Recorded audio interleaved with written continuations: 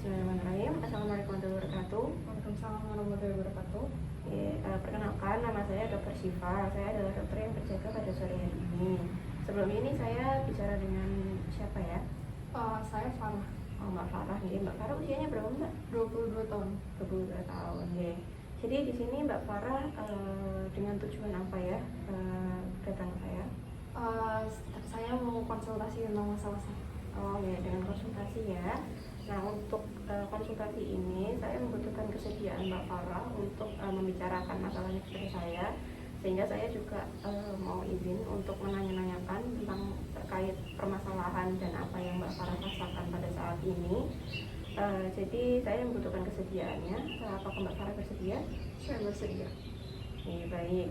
Jadi agar supaya konseling ini bisa berjalan dengan baik, sebelumnya kita membaca bismillah terlebih dahulu ya. Bismillahirrahmanirrahim. Jadi sebelumnya ini gimana perasaan Mbak Farah yang dirasakan saat ini gimana? Saya untuk kesehariannya saya sering deg-degan, terus tiba-tiba cemas. Terus juga kalau di malam hari saya kesusahan untuk tidur gitu, karena ada rasa cemas dan deg-degan ini. Itu sebelumnya apa yang membuat Mbak Farah itu jadi kayak sulit tidur, jadi sering cemas gitu? Kalau anak muda seperti saya kebanyakan overthinking ya, jadi overthinking kepikirannya kemana-mana, terus itu bikin seolah-olah skenario yang ada di kepala kita itu jadi nyata dan memancing tubuh, akhirnya jadi deg-degan terus cemas seperti itu. Baik. Jadi itu pasti rasanya Mbak Farah sangat sulit ya untuk menghadapinya gitu, cemas dan sulit tidurnya gitu. Lalu kalau misalnya Mbak Farah ini sulit tidur terus cemas kayak gitu, itu biasanya caranya gimana untuk mengatasinya Mbak Farah ini? Macam-macam sih, tergantung dari kondisi yang saya alami. Kalau misalnya cemasnya itu terlalu berlebihan banget dan butuh sesuatu yang buat releasing stress, itu biasanya saya nonton video yang lucu, atau kalau misalnya nonton video masih nggak bisa, saya mencatat masalah saya seperti itu.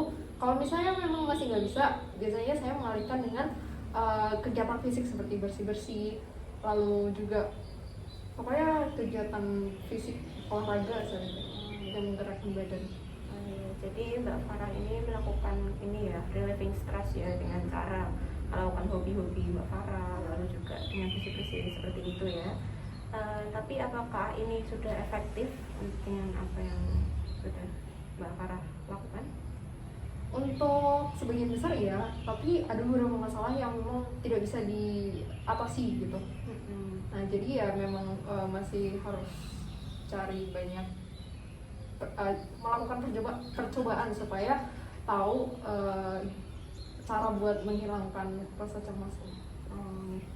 Baik, jadi apa harapan Mbak Farah ini sekarang dengan melakukan konseling dengan saya? Apa harapan Mbak Farah setelah sesi konseling kita ini? Setelah sesi konseling ini saya berharap akan ada metode baru untuk saya buat menghilangkan rasa cemas ini, yang meskipun nggak harus langsung instan, sedikit demi sedikit. Terus juga semoga saya bisa terbuka dengan orang lain, karena saya anaknya bisa dibilang agak tertutup untuk saat ini. Baik. Jadi saya ingin menyimpulkan ya Mbak Farah, dengan apa yang Mbak Farah alami sekarang, jadi Mbak Farah ini mengalami cemas, sering deg-degan dan sering sulit tidur. Namun Mbak Farah juga mempunyai cara untuk mengatasi itu dengan cara relieving stress ya, melakukan hobi-hobi Mbak Farah gitu. Dan harapannya ini Mbak Farah itu jadi lebih bisa mengatasi juga, dan juga itu ya, lebih bisa baik lagi ke depannya guys. Jadi terkait dari masalah Mbak Farah ini, saya juga memiliki teknik. Nah, teknik di sini itu dinamakan teknik katarsis. Yaitu untuk di sini teknik ini saya membutuhkan kesediaan Mbak Farah ini untuk mencurahkan perasaan Mbak Farah ini ke dalam media, yaitu ada media verbal, yaitu secara kata-kata. Jadi Mbak Farah bisa mengungkapkan apa saja kepada saya. Lalu juga ada media aktivitas, yaitu dengan barang. Nanti akan saya siapkan barangnya, nanti Mbak Farah bisa melakukan apapun dengan barang yang saya siapkan. lalu juga dengan media tulis. Jadi Mbak Farah ini nanti mengungkapkan ke kertas yang sudah saya siapkan itu dengan cara menulis atau apa saja yang Mbak Farah ini yang punya yang di dalam otak Mbak Farah ini bisa diungkapkan saja. Ya, jadi dari teknik ini, dari ketiga teknik tersebut, Mbak Farah lebih memilih yang mana? Kalau saya prefer yang menulis deh, karena saya biasanya juga menulis. Oh, ya, baik. Jadi saya siapkan dulu. Jadi sebentar ya. Oh, ini medianya sudah ada. Jadi Mbak Farah bisa tolong dicurahkan saja. Nanti saya akan menginterpretasikan juga dari yang Mbak Farah tulisnya. Oke. Sekarang saya. Iya.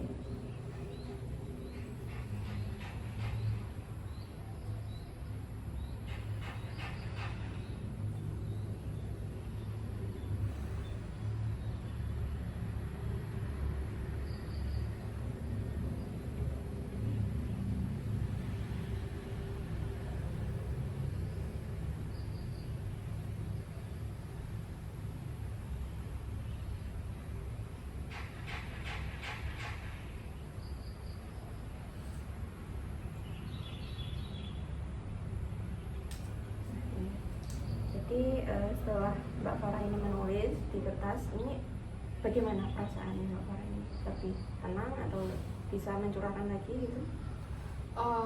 Cukup tenang sih, karena kan kalau misalnya di otak ini banyak pikiran terus dikeluarin, salah satunya adalah dengan media tulis ini, jadi agak berkurang gitu. Kita juga bisa baca-baca terus sampai bosan dan akhirnya nggak mau mikir lagi masalah itu. Jadi ini teknik yang mungkin bisa Mbak Farah lakukan sendiri ya. Jadi ini tadi namanya dengan teknik katarsis, yaitu Mbak Farah bisa lakukan sendiri di rumah. Tentang yang tadi mungkin kalau misalnya nanti Mbak Farah itu tidak sesuai dengan teknik tulis, juga bisa melakukan dengan teknik verbal atau dengan teknik aktivitas gitu ya. Lalu juga Mbak Farah kan tadi merasa kayak cemas gitu, juga Mbak Farah itu harus memberikan mindset bahwa Mbak Farah itu bisa gitu. Mbak Farah itu tapi di sini Mbak Farah jangan menggunakan kata-kata negatif.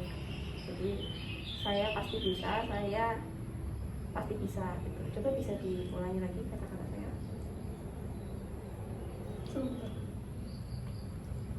Saya pasti bisa, saya pasti bisa. Oke, baik. Oke, jadi gitu ya, Mbak Farah itu tetap harus memberikan mindset yang positif ke Mbak Farah sendiri gitu, karena kembali lagi kalau misalnya kita terlalu banyak berpikiran negatif itu bisa berefek ke aktivitas yang kita lakukan keseharian juga. Lalu terkait dari tadi Mbak Farah itu kan mengatakan kan sulit tidur dan juga ada gangguan cemas gitu. Saya akan memberikan sedikit psikoedukasi, di mana di sini tuh saya akan memberikan beberapa tips yang mungkin bisa Mbak Farah lakukan dengan terkait sulit tidur tadi.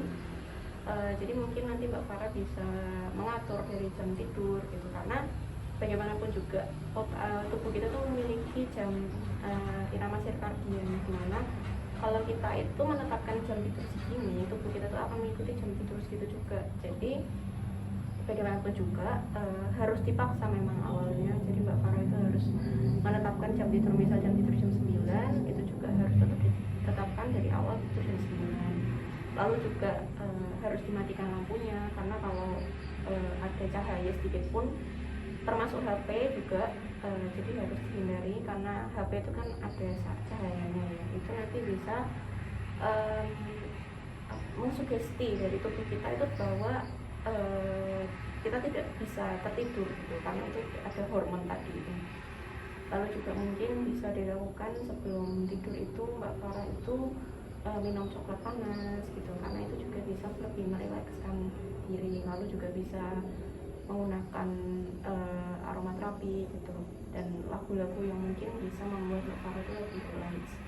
Lalu juga kan tadi kan Mbak Farah juga mengatakan sering cemas gitu ya. Jadi Mbak Farah itu nanti bisa melakukan teknik pernafasan yang saya ajarkan. Jadi di sini teknik pernafasan itu disebut dengan teknik pernafasan 4, 9 sama 15. Dimana ketika itu nanti di pikiran Mbak Farah itu menghitung sampai 4. Jadi 1, 2, 3, 4. Lalu dari angka keempat kita tarik nafas. habis itu 5, 6, 7, 8, 9, lalu dari 9 ke 15 kita tiup perlahan 10, 11, 12, 13, 14, 15. Nih, coba kita ulang ya, ayat 1, 2, 3, 4, 5, 6, 7, 8, 9, 10, 11, 12, 13, 14, 15. Itu bisa dilakukan setiap hari agar Mbak Farah itu bisa lebih rileks dengan kegiatan dan Mbak Farah jadi tidak cemas lagi gitu ya. Ya, jadi terkait dari apa yang saya sampaikan ini, bagaimana perasaan Mbak Farah dan bisa tolong disimpulkan dari apa yang sudah saya sampaikan ke Mbak Farah tadi? Sebelumnya terima kasih atas jawaban dari masalah-masalah saya yang sudah Mbak berikan. Saya manggilnya dokter atau? Oh, saya Dokter Syifa. Oh ya, baik. Terima kasih atas saran dari Dokter Syifa tadi. Alhamdulillah, saya merasa saya menemukan jawaban yang saya cari-cari, yang belum pernah saya lakukan sebelumnya, seperti teknik bernafas itu saya belum pernah. Terus juga ada beberapa teknik lainnya yang juga belum pernah saya coba. Semoga dengan saya mencoba teknik-teknik yang disarankan oleh Dokter Syifa ini, hidup saya menjadi berubah lebih baik, lebih positif.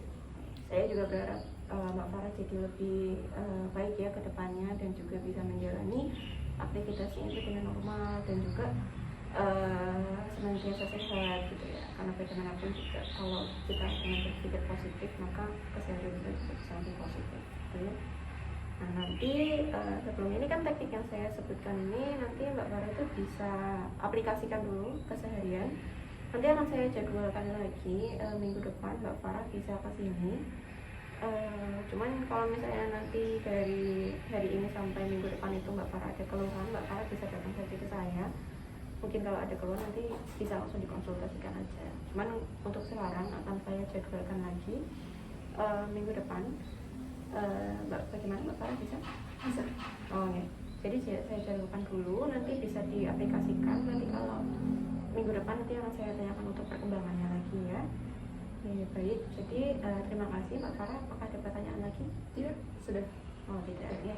Jadi terima kasih ya Mbak Farah ya. Semoga sehat selalu. Jadi mari kita akhiri konsultasi ini dengan alhamdulillah. Alhamdulillah.